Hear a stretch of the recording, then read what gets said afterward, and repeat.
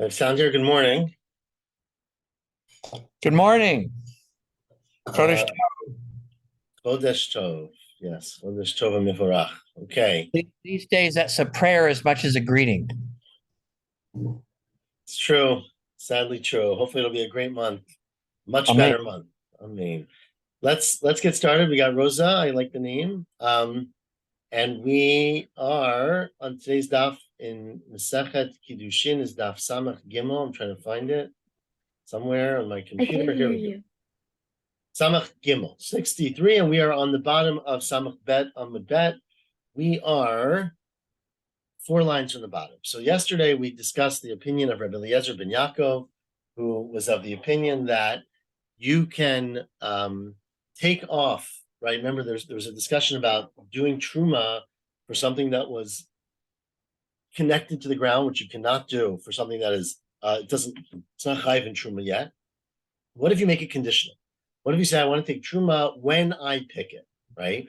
So can you do it now for the future? And Rabbi Eliezer ben Yaakov said you could, and we had some limitations. It has to at least be growing already, right? But as long as it's sort of on its way, that's okay. So that is, you can do an act for a davar shelo bala olam. Says Abaya, there's several Tanaim who hold that opinion. So says Abaya, 4 lines from the bottom, Rabbi Eliezer ben Yaakov, which we just quoted, Rabbi Yudan Nasi, who we'll see in a second, and Rabbi Meir, all of these Tanaim, Kulos Svir Levu, they all are of the opinion in general that Adam Makne Davar Shelo Bala Olam, that you can make a kinyan, you can makne, you can give over to someone else, you can effectuate a transfer of something that does not yet exist.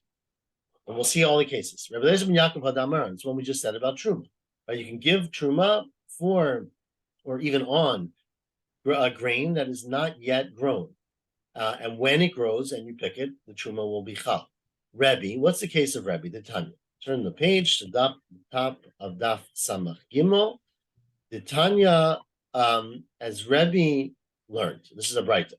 It says in the pasuk, "Lo taskir eved el Adonai." Very interesting pasuk. Has a lot of relevance to what's called the Fugitive Slave Act, right? Pasuk says, "Don't return a slave who runs away to its owner," which is obviously a very interesting question of what it's referring to. Says the Gemara, what is it referring to? Says the Braita, Rebbe Omer. Rebbe says this is referring to Lokech Eved Amnat L'Shachara Katuv Medaber. Right? You buy a slave, and you say to the slave, which obviously was something that happened back then and unfortunately in more contemporary slavery, look, I'm going to purchase you from the person who officially has rights to you, but I'm going to free you right away. I can't convince him to free you. I'll buy you off the person and then I'll make you free. So what'd you do? You wrote in a document, I guess, when I buy you, when I get you, you then own yourself from now. Right now, remember, at this time, he's still a slave to person number one. Let's say the person number two buys him and then changes his mind. He says, I want to keep him as a slave for 6 months, or I've got a big event coming up. I want to use him. So, which can happen. The point is, according to Rebbe, you cannot do that because since you said at the time before you purchased him, I'm going to free you, right? Then you basically gave him his rights to himself before it existed. And so you see, according to Rebbe, there's no way to go back on that because you were makneh him to himself, even though he was not in existence yet. That's the second Tana. The third Tana is Rabbi Meir. The Tanya, Homer Isha, back to our Mishnah. Our Mishnah said, you say to a woman, I want to marry you after I convert. You convert after I'm free. Right after your husband dies, so you become now free to marry, or after your sister dies, and the man is married to the person's sister, so he can now marry her. Or she falls to Yibam, but he's hoping she'll get out of that sticky situation. In all these cases, the Mishnah said Eino Mikudeshet, because at the time that he gave her Kiddushin, he was not allowed to marry her, right? There was no mechanism to marry her. However, Rabbi Meir said Mikudeshet. You are married, right? So you clearly see, I'm gonna pause for a second in this long Braita, but you clearly see from Rabbi Meir that you can marry a woman, even though right now you cannot marry her, but you give it to her for the future, and you can be makneh, you can acquire something or have a kinyan for davar shelo ba'al olam. That's Rabbi Meir. Now, just continuing the Braita, I'm not clear for us why this is necessary, but let's continue it. Rabbi Yochanan Sanlar was another Tana who said Eino Mikudeshet. I disagree. I'm like the Tana Kama. And Rabbi Yehuda Nasi Amar Mikudeshet. Rabbi Yehuda Nasi said, in fact, she is married, right? But we don't let you do it. Why don't we let you do it? Matam Amru Eino Mikudeshet Mishum Eva, right? Especially this case where the sister. Remember, a man is married to Rachel, let's say, and he says to Leah, as soon as your sister dies, I want to marry you. So that is likely going to make their relationship a little bit less exciting for him and his current wife. And so it'll lead to Ava, it'll lead to hatred in their marriage for obvious reasons. And so therefore, we don't allow you to do it. But Rabbi Yehuda Nasi, technically, believes that it's possible. So says the Gemara, why don't you add Rabbi Yehuda Nasi to your list then? So next of Nami Rabbi Yehuda Nasi, and it's not even clear to me why this is even a question. Says Gemara, that's what do you mean Rabbi Yehuda Nasi? Hainu Rebbe, Hainu Rabbi Yehuda Nasi. It's the same person, right? So again, why the Gemara asked that is a little bizarre. But we already quoted Rebbe. We know Rabbi Yehuda Nasi is the same person. So I'm not really sure who it was for. But anyways, we don't need to quote him again. Ask the Gemara, what about Rabbi Akiva? Well, before there was a Rabbi Yehuda Nasiya, who was his. He was a grandson, yeah, but that obviously it's not Tanaim. But he was a Tana. Right. Says what about Rabbi Akiva? It seems Rabbi Akiva also holds this opinion. Nechshav Nami Rabbi Akiva, and everyone would love to have Rabbi Akiva on their side, right? The Tanya, what did Rabbi Akiva say? We had this Braita several times already in our learning through Sefer Nashim. Here he quotes 5 times already on the right. Konem shani oseh leficha. If a person says, right? We had this initially in Nidarim. A person says a woman says to her husband, I make a konem, anything I do for your mouth, meaning you can't get benefit from anything I make. Says the Mishnah in Nidarim, ein sarich lahafer. The husband does not have to undo that neder because she can't make a neder. It's not in her right to aser her things to her husband, right? Because she's not allowed to. So it's automatically no. Rabbi Akiva says, no. It is yafer. He has to, or he should, nullify it. Shema ta'adif alav yoter min ha'ra'oila. Because maybe she will make more than he deserves, meaning the husband deserves a certain minimal amount, right, that his wife has to make for him. What if she makes him extra? What if she gives him super, extra amount? Then she asked that on him. And so he should be made for the neder so that there is no prohibition of her work on him. The problem, of course, is how do you make a neder for something that doesn't exist yet, right? She's saying, anything I cook for you next week should be asur. But what do you mean? You can't make something for davar shelo ba'al olam. It must be that Rabbi Akiva holds that you can be makneh davar shelo ba'al olam. Remember, we've discussed this many, many times. Itmar alam or Afuna Breit of Yeshua, that this case is ba'omer. She doesn't say, my cooking for next week should be asur on you. She says, Yikdeshu yadai la'oseim. My hands should be asur. Anything that my hands make should be asur to you. And of course, your hands are sitting here in front of you. The yadayim itznahu ba'olam. The hands exist. So that is not considered a davar shelo ba'olam if I say anything I create from my hands should be asur to you. So anyways, that is our list. And that is the end of that discussion of davar shelo ba'olam. Let us continue. The next Mishnah. We'll see that in the next sector. And we will certainly get to this, as I said yesterday. This is a very, very important concept in Bava Kama and in general in Nizikin, correct? Now, says the Mishnah, the next case of someone who finds a creative way to marry a woman, Omer li Isha, person says to a woman, not his wife yet, Harei at mikudeshet li, I want to marry you, al minat sha'adaber alayich l'shoton. She says, what's the woman speaking, right?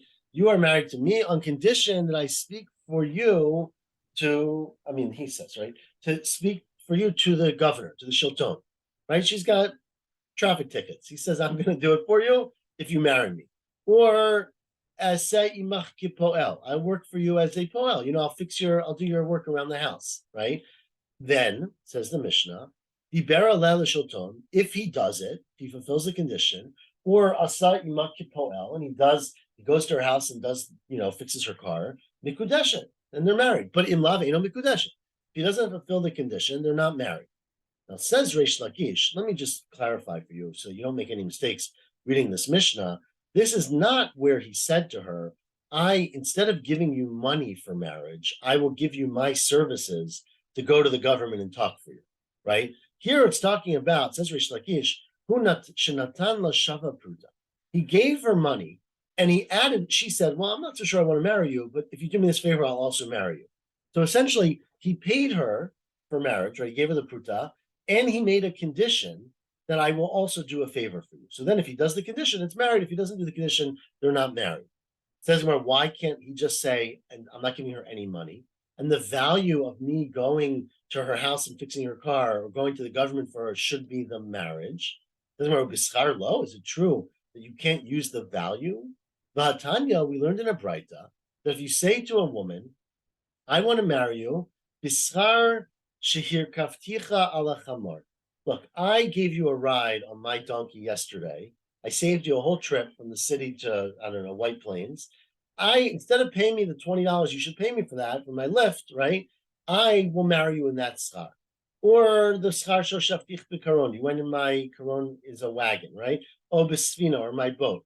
In all those cases, eno mikudeshet, because remember the principle we've had many, many times, is that you cannot marry a woman with a debt, right? If a woman owes a man $10,000 and he says, I'll forgive your $10,000 if you marry me, that is not a marriage. Mekadesh b'milveh eno mikudeshet, right? You have to actually give something at the time. And so a past debt is not mikudeshet. So here too, the fact that he took her in the car yesterday is she owes him money for it potentially, but he can't get rid of that requirement in terms of marriage. However, continues the Braita, and this is the question of Reish Lakish, if he says for the future, look, you need a ride to New Jersey? I'll give you a ride if you marry me. And now it's not a condition in the marriage, it is the marriage, meaning the riding is the money. Or I'll take you in my wagon, or Bisvina. In all those cases, mikudesha. Now says the Gemara, well, maybe that's the same as our Mishnah. Maybe Reish Lakish will just say to you, and you gave her money, right? Meaning you gave her money to marry, you gave her a ring, and said, and also I'll give you a ride. If Reish Lakish explains the Braita is that you have to also give her a shavar pruta, but that doesn't make sense with the words, right? The words are the schar, the value of the ride should be your marriage. So not there's separate a value and the ride, right? He said the word schar, which we didn't say in our mission.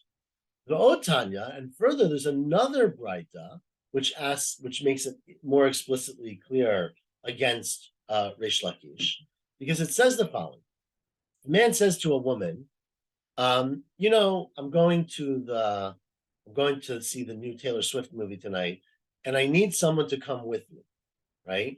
Shev imi b'tzavta, sit next to me in tzavta means like a company. Right, 7 is just unity basically. So meaning I need a +1, and I will marry you if you come with me to the bahal, or schok lefanai, or be a comedian in front of me, tell a joke, rekod lefanai, dance, asei kidimus hazeh, make a demos. Demos is like construction, like a layer of bricks in the building, like some design. In all these cases, if you say to a person, do something for me, and I will marry you. It's the opposite. I said it wrong, right? The man is helping the woman, not the woman helping the man, right? Because he's giving her value. So he says, I'll be with you. I'll do joke in front of you. I'll dance in front of you. Then always you are shamin. You assess how much a person would pay to have a escort, which word doesn't sound right, but an accompaniment, right? Because in Yeshba Shavet Pruta, if it's worth a shavar pruta, then mikudeshet, because he gave her that value. He went with her to the movie. Vimlav eno mikudeshet. So again, this seems to go against Reish Lakish, who says that these are all conditions, but that in fact you need to also give a shavar pruta. The chitem, again, same question. It says you evaluate it. Obviously, if you gave her a separate shavar pruta, you wouldn't have to evaluate it. You would just say, is the condition fulfilled or not? And so tiyufta de Reish Lakish, this seems to be a fatal flaw with Reish Lakish. Says Reish Lakish, not so fast. I can get out of this. I don't know where we are, around 8 lines from the bottom. First word on the line. Says Reish Lakish, this is a much more complicated case than you realize. Because if you recall, we've had a discussion many times, which again, we will have many times once we get to Bava Kama and Bava Metzia, especially Bava Kama. Well, both actually. Hi Tana Bra Savar, the Tana of these other Braita, I mean the one that's not our Mishnah, is of the opinion that Eino l'schirut ela lebesof. That when you rent someone, right? If I say to you, I want to rent, or I want to rent your car, and I'll pay you $20 to rent your car. So at the end of when I bring back the car, I got to pay you $20. The question is, when did I owe you that $20? Right. So one way to look at it is you could say schirut yeshnu mitchila v'ad sof. That every minute I added on an incremental amount that I owed you, a penny, $1, et cetera, et cetera. Or you can say that it's all considered one large sum at the end of the schirut. Says Reish Lakish, the Tana of the Brighton, unlike the Tana of our Mishnah, holds that ein l'schirut el lebesof, so that the whole schirut, the whole debt that I owe you, is a lump sum at the end, and therefore, at that point, they can get married because it's not a loan. It's not like I owe you for giving me a ride, and I'm forgiving you the loan, or I owe you for walking me down, to the movie, and I'm going to forgive it, and you marry me, which is a nikadesh ben milveh. It's considered doing it with the giving of the schirut of the payment. And therefore, that's why the Tana Bra, the Tana outside our Mishnah, holds that you can marry a woman by giving her a ride or by talking for her to the government. But Tana Didan, but our Tana, says Reish Lakish, holds Yeshnu l'schirut mitchila v'ad sof. Our Tana in our Mishnah says that schirut goes from beginning till end. So if I say to you, I'll pay you, it's worth $1,000 for me to lobby the government for you. But it's not $1,000 at any one moment. It's a constant increase, and any minute doesn't have a shavar pruta. And therefore, you cannot marry a woman through talking to the government, through giving her a ride. You have to separately give her money, and you can make a condition and say, I'll marry you on condition that you also do this, talk to the government for me. Says the Gemara, that's a nice explanation, Reish Lakish. But why? Why are you working so hard to do that? Right? My duchke de Reish Lakish. Why is Reish Lakish so dochek, so forced to explain that our Mishnah is talking about matnitim b'yeshna l'schirut mitchila v'ad sof? A Mishnah is going from beginning, that your schirut is from the beginning till end, and so there's never a moment where, in fact, you can actually say it's a shavar pruta. Ubediyavlan, it's talking about a case which our Mishnah didn't say, where you gave her an extra shavar pruta. Why don't you say that it's sort of like the Braita, that the Tana of our Mishnah holds that schirut is ein schirut ela b'sof, and therefore you marry her through the favor. Amar Rava, says Rava, because you are not as smart as Reish Lakish, okay? Because you didn't read the Mishnah as carefully as Reish Lakish did. The Mishnah raises for you a question. Because says Rava, matnitin kshita. Our Mishnah is inherently difficult when you read it. It doesn't make sense. Because look, our Mishnah uses the words Hareya Mikudeshet Li Al Minat Shadaber Alayich L'Shoto, right? On condition. Why would our Mishnah say My Ira Ditani Al Minat, right?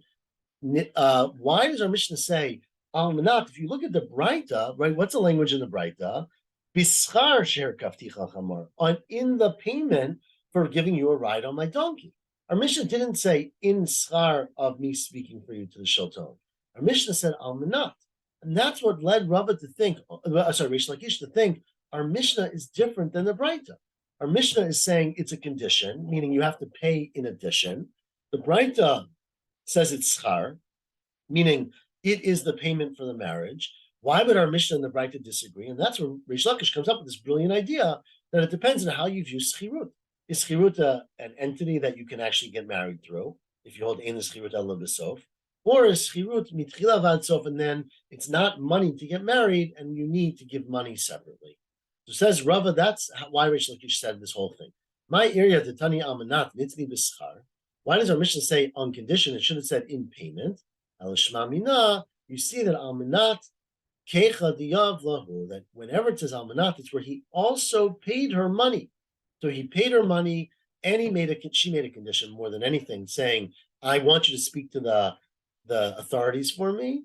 And then our Mishnah is saying, if he does it, they're married. If he doesn't do it, they're not married. And that's in fact the chiddush of the Mishnah. Okay, that's a very interesting shot of Reish Lakish. We're up to the next Mishnah at the bottom of Samach Gimel Amud Aleph. Says the next Mishnah, also a very complicated case. A man marries a woman, and she says to him, he says to her, Al minat she'yartzeh abba.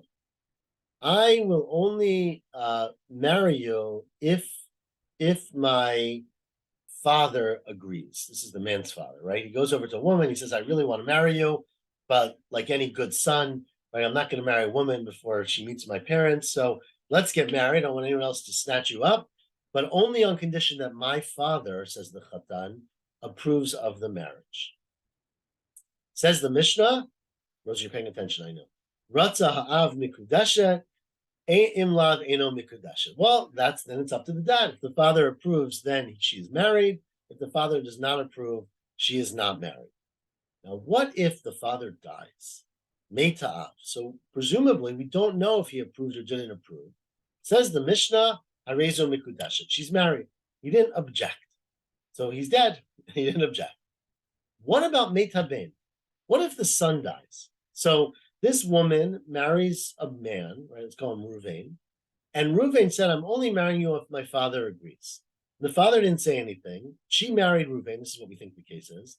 And then 6 months later, whatever, Ruvain dies. So what's the problem now? She's got to do Yibam to his brother, Shimon or Levi. She is not a big fan of Shimon or Levi. Do you know what she can do? She can call up her father-in-law and say, can you please say that you object to the marriage? Because if he objects to the marriage of his dead son, Ruvain, then it basically annuls the marriage and she doesn't fall to evil. So hopefully she'll do a favor for her. Meita ben milamdim ha'av lomer she'eino rotzeh. So we instruct the father to say, I never thought it was a good marriage to begin with. So that would work. Now, it says the Gemara, slow down. None of this seems to make sense when you start thinking about it. Because what does that mean? When the Chatan says, I'll marry you on condition that my father agrees. What does that mean? On condition that he agrees. Does that mean it means I want my father to say yes, right? But what about the middle case then in the Mishnah? Remember, the first case, the Mishnah had 3 cases basically. You have to first say, the first case said, Ratza av mikudeshet. We don't know what that means. I mean, the father doesn't object, or does it mean the father says, yes, I love it? The second case was Meita'av, father died. The third case was Meita ben, right? So what does it mean that my father should agree, that the Chatan said? If it means the father has to affirm the wedding, the marriage, then how about if the father dies? He didn't affirm anything. He died, right? Nema mitziat, or the last line, it says Meita'av harezu mikudeshet, right? If the father dies, she is married, or there he is married. Hello, Amarin. The father never said yes. Ella must be, on the page, Samachim Amabet, that you said Amanachi Yishtok Abba. As long as my father does not disagree, right? As long as he keeps his silence. So if he's dead, he's pretty silent, right? But then what about the Seifa? Ema Seifa, Meita ben, the son dies, right? You teach the father to say, I didn't want the marriage. What do you mean I didn't want the marriage? You didn't say that. Hashati. You were quiet initially. And since you were quiet initially, the marriage already happened. The fact that the son died, you can't wake up now and say, I don't want it anymore, right? Because the son married on condition that my father doesn't object. And my father didn't object.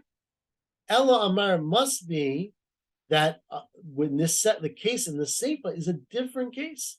It must be that the case in the Reisha is where you say, I'd marry you on condition that my father is quiet. And then if he dies, of course, he's quiet. And the case in the Seifa is where you say, I marry you on condition that my father doesn't say no, right? I am marrying you on condition that my father does not object, right? But once he objects, at any point, now Rashi understands this means even 10 years after you're married, right? So it's a really bad marriage, I would say, right? because you're basically the father-in-law. You better keep your father-in-law happy in this case because he can object at any point.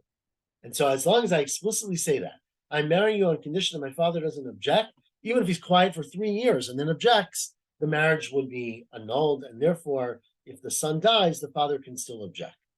Says the Gemara, that's a little bit far-fetched, right? Because you say Reisha b'chad tama, u'mitziata v'sefer b'chad tama, right? The Reisha is one case, the case of the father. We say the husband says, "I marry you on condition my father doesn't object." I'm sorry, my father is quiet. And the Seifa is a different time where we say, "I marry you on condition that my father doesn't object, but he can object at any time." Amar Bana, yeah, that's the best way to explain the Mishnah, right? Amar Reish Lakish says Reish Lakish. Remember, there can always be an alternative. Remember what's going on here. The first part of the Mishnah and the second part of the Mishnah are not internally consistent, right? Because the first part says that if the father dies, she is married, right? He is married. The son and the daughter-in-law are married because the father didn't object. The Seifa says he can object at any point, right? And that's what it's conditional. So it still depends on his objection. So the explanation that Rabbi Yana gave, is that there's two different clauses in the Mishnah. One is you say, I marry on condition my father is quiet, marry on condition my father doesn't object, right? The alternative to that, of course, would be to say that there's two Tanaim in the Mishnah, right? That there's one clause, but there's one Tana who holds you agree and one Tana holds you don't agree, right? And so says Reish Lakish, you see from here, Shmamina the Rabbi Yana, you see from Rabbi Yana's opinion, that Dachina Mukmina Matnita Mitrei Tami, Valiba Dechatan. We would rather Dachina, meaning fetch a little bit, right? We'd rather push and stretch our Mishnah to be two different cases in one Mishnah, but keep it consistent with one Tana, meaning it could be one opinion, rather than Mukminan, Lo Makminan, Betrei Tanai Bechad Tama, rather than have a disagreement. So this is just sort of a pedagogical thing, right? When you have a Mishnah that seems to have conflicting opinions, the preferable thing is not to make it two Tanaim, because we like Mishnayot to be consistent with one person. We'd rather you add in your dochek and you push and say, the Reisha is this case, the Seifa is that case, but allow it to be internally consistent with one person.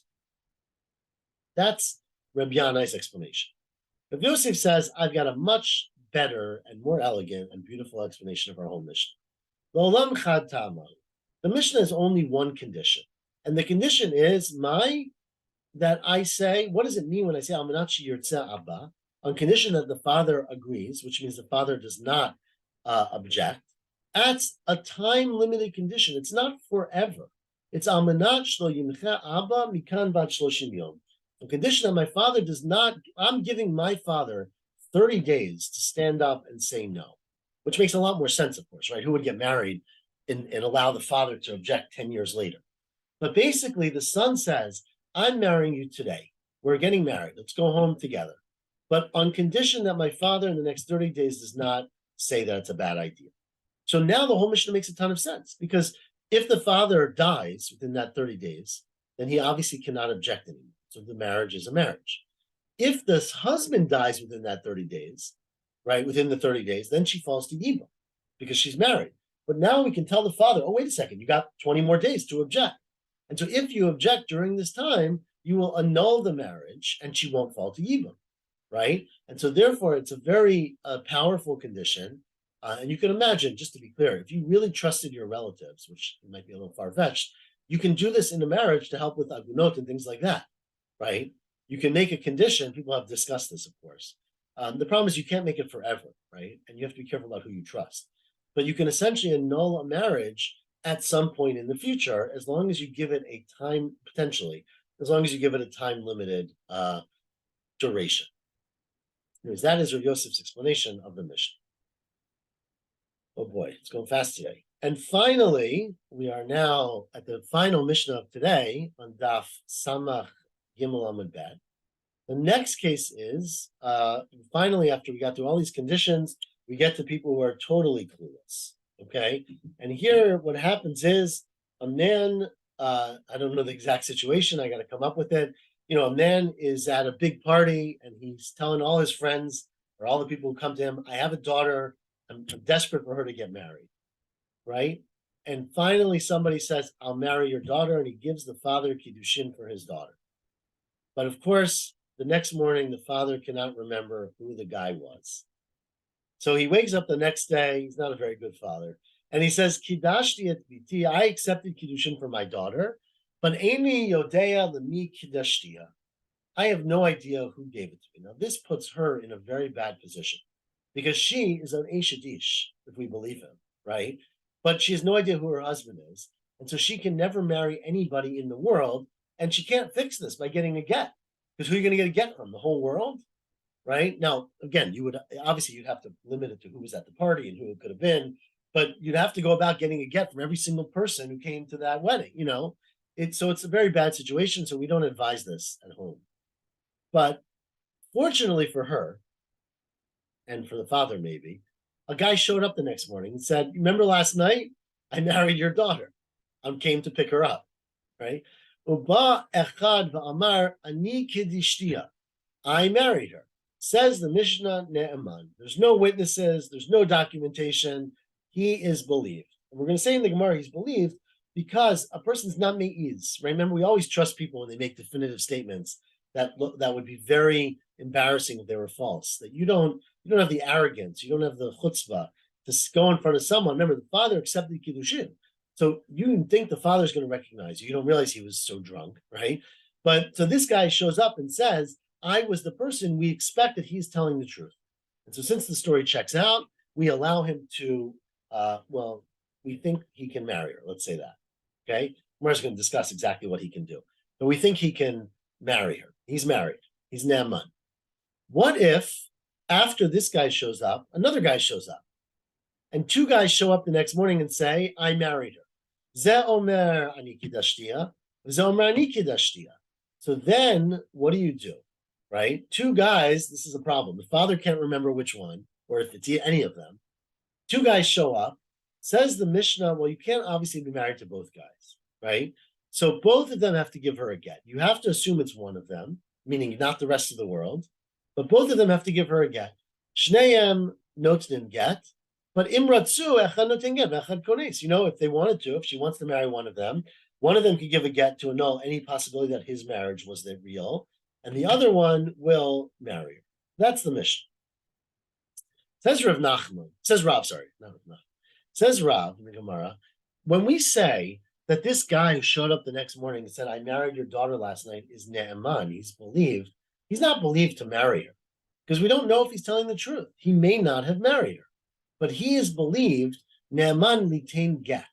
He's believed that he can give her a get and therefore she can marry other people, right? Meaning we rely on him enough to say that he was married, that he married her but wants to undo it now. Ne'eman litain get means Ne'eman if he wants to give her a get. But he's not Ne'eman to marry her. And Ne'eman l'chnos, because maybe he's making it up. Why is that? Says the Rav.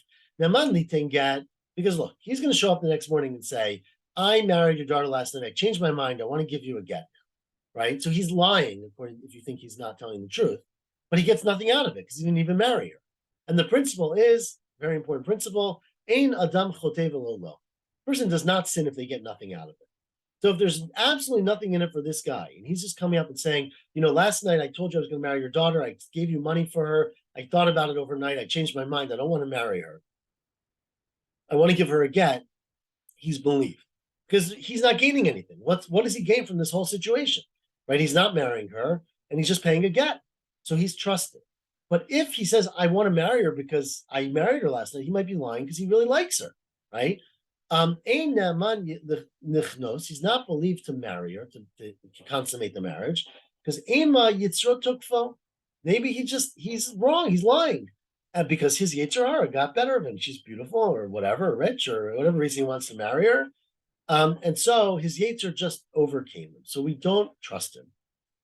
Ravasi says that I don't agree with that, says Ravasi.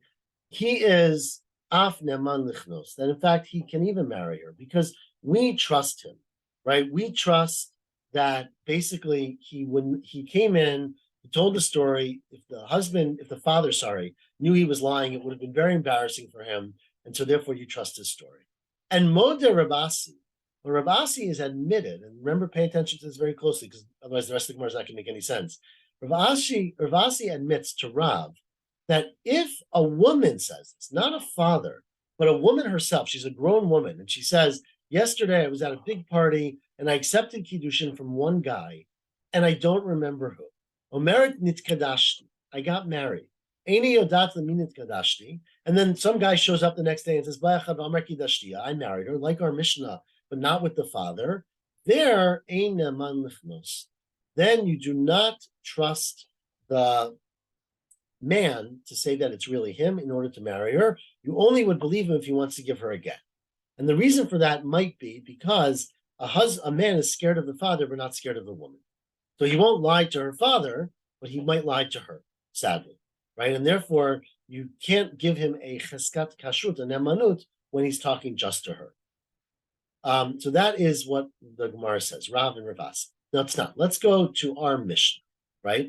Our Mishnah said, two guys show up and they say, I married her. The other one says, I married her.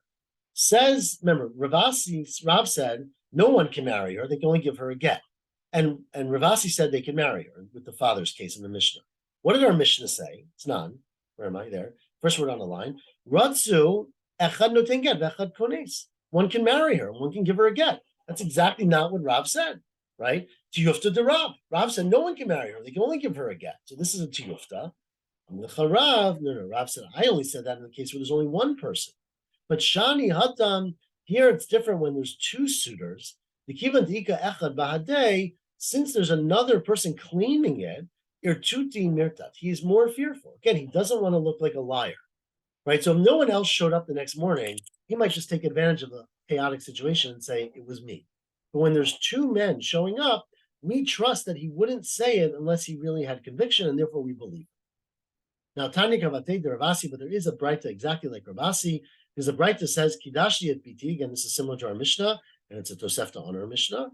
A man says, I married off my daughter, Eni Odea lemin Kidashtia, I don't actually know who I married her to. Ubayachad v'amar Kidashtia, says the Braita exactly what Ravasi said, Af ne'aman lichnos. That individual is believed to even marry her because he wouldn't lie and be me'iz panav in front of her father.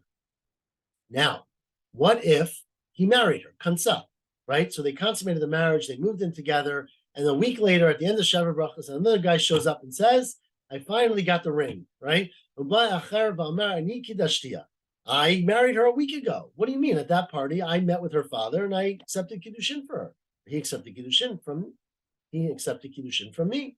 Says the Braita, lo kol himenu lo usra alav ha'isha. Allah, period. That guy is not believed. Too late. Once we've accepted that she's married to one guy, another person showing up without any proof will not prohibit her. She's in a chazakah. This is her status. This guy can't make it change. Okay. Continues the Braita. Ha'isha she'amra nitkadashti, a woman, not a father, but a woman who comes and says, I accepted Kiddushin from someone, but any odeh lemin nitkadashti, I don't know who that person was. Uba echad v'amar ani kiddashti. That's probably what it should say. I married her. Ein ne'man lichnos. That guy is not believed to actually consummate the marriage, because we're worried that she is going to cover for him, right? If a man comes to the father and says, I married your daughter, the father look at him and say, I never in my life would have accepted Kiddushin from you, right? You're a liar. And the guy would be embarrassed. But we're worried that if he comes to a woman who said, I accepted Kiddushin, she is going to be terrified that if no one shows up to say they married her, she's an aguna for life, right? Because she accepted Kiddushin from one random stranger. She doesn't know who it is. So she can never get a get and never fix her situation. And so therefore, we're afraid that if a guy shows up, even if he's lying, and truthfully, she's never seen this guy before in her life, that she's going to say, oh, yes, it was him, because she'd rather lie and get married to him because she doesn't want to be stuck as a widow or as an aguna her entire life. So therefore, we don't trust a woman and a man without the fathers involved. Ask the Gemara final question today in our last 5 minutes. What about punishing a person who comes and sleeps with her, right? Remember, a man who sleeps with a nara, forces a nara, either way, of nara murasa, a woman who's a nara, who's 12 and is engaged, is chayiv skila, right? Remember, nara murasa is chayiv skila. So the father came and said, I married her off, right? Or she said, I accept the Kiddushin, right? We don't know who that person is. We have no way of identifying the person right now, right? But what about if another person now comes along who clearly was not the person, right? Was not in town at that time, and he sleeps with her, right? Is he chayav skila or not? So ask the Gemara, al yado, right? If the father says, I married off my daughter, but we have no proof, do we then make every person who sleeps with her chayav skila? So Rav says, ain't something. No, you don't. You have to be concerned that maybe she's married, but you're not certain that she's married. And Ravasi says, no. If a father says it, a father said it. And so clean, she is as good as married, and you would stone a person, who would kill a person who slept with her afterwards, who was not her husband. Why?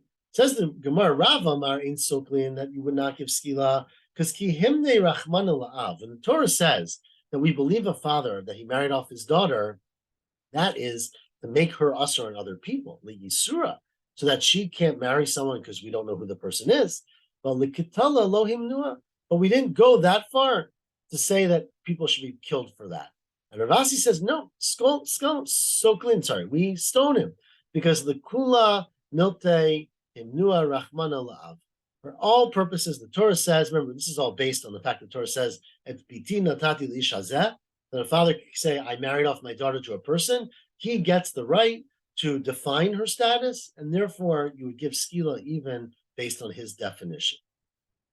Ravasi, but says Ravasi, I admit to you that if it's not the father, but it's the woman, Modina ba'omeret nitkadashti, if she walks in and says, I accepted Kiddushin from someone, but I don't remember who, that's not enough to chayav skila. Ain't so clean. You don't stone someone who sleeps with her. And says Ravasi, this is actually crazy, interesting halacha that I just told you. Hani shmaita didi, better pay attention, says Ravasi. What I just told you is mirafsin igra. It breaks the roof, right? It shatters the ceiling. It just means something different in our terms, right? But meaning it's such an interesting halacha, I'm telling you, because think about it. If the father comes and says, the father comes and says, I married off my daughter, right? Then, and another man comes and says, I was the person, he's allowed to marry her, right? To actually stay married to her. But says, I'll read it inside. Hashta. Right? Where if the father said, I married off my daughter, and a man who shows up is allowed to get married to her, according to Mirabasi, remember that's his opinion. And we trust the father Amarta Soklim, so it seems like a very confirmed marriage. But Makom Shimbalich Nos Inkones, in a place where if another man came and said, I want to marry her, remember this is when the woman said, I got married, we don't allow someone to marry her because we don't know if he's the right person. So we're so careful about not letting someone marry her. Shouldn't we for sure kill someone who sleeps with her inappropriately? Enodin is so clean. And clearly, you see that's not the case. Lohi, even though it's logical, because la'av himnu rachmana, this is the Torah. The Torah believed the father for his status, and therefore we kill a person. The dida lo himna, the Torah did not give her that nemanut. So even though logically it would make sense, the Torah gives the details that it gives, and this is an incredible, earth-shattering kind of bam kasha that we would say that explains this. Says Rav Chisda, how many lines on the bottom? How many are we? I don't know, some number of lines, 8 lines or something, 7 lines on the bottom. Rav Chisda finally says, I disagree with everybody. So clean. We never give skila based on this incomplete knowledge.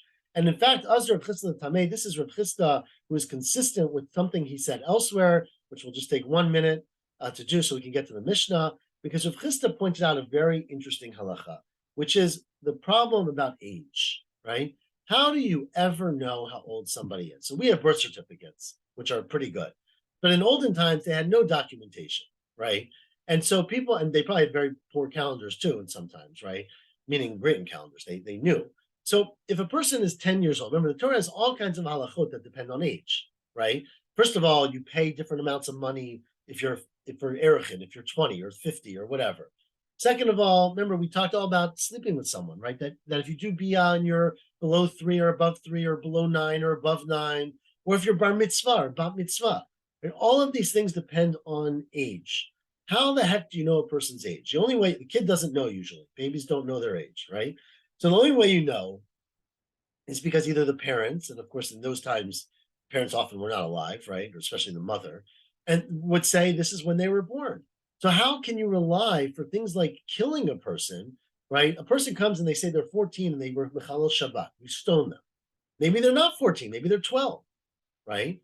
Says the Gemara, this is Rav Chisda Litame. Rav Chisda, if a person gets up to you and says, Benizet Tesha Shanim Yom Echad, my son is 9. Remember, if a boy is above 9 and sleeps with a woman, is chayav for at least he's not chayav, but the woman is chayav. Or in my daughter is 3. In all these cases, those 2 cases, ne'eman likarban. The fathers believe that she's got to bring a karban because they might have done a sin, the person who slept with them. You don't kill someone because it's not provable, right? And Tanya Kavatei Rav Chisda, and in fact, there's a bracket that says that explicitly, that if a man says Benizeh, or a woman, a mother, Benizeh, we're talking about a father here, but Benizeh ben Shalosh Esrei Shanav Yom Echad, my son is 13 in a day, Biti Zo bat Shteim Esrei Shanav Yom Echad, my daughter is 12 in a day, turn the page, Ne'aman l'nidarim, you can believe for money, right, for a promise, a charamim, hekdeshot, erachin, avolo l'makot u'lonshim. You don't trust that verbal confirmation for things that would kill the person or punish the person. So of course, the question then becomes, well, so how do you ever know a person's 13, right? So you basically would have to wait to a point, according to this interpretation, that they are clearly, out of the question that either they are 13 because everyone who looks like that is 13, or you have documentation that, this person's, I remember they were born in the year that the King Charles was this and that, and you collect testimony about what year they were born in. But if it's just based on a parent or any person, that's good enough for money, but it's not good enough for punishment. So leave you with that thought, and I believe Dov will pick it up from the Mishnah tomorrow. Chodesh Tov. Chodesh Tov, Yasher Koach. Thank you. Have a great day. Good week. All the best. Thank you, Abba. I love you.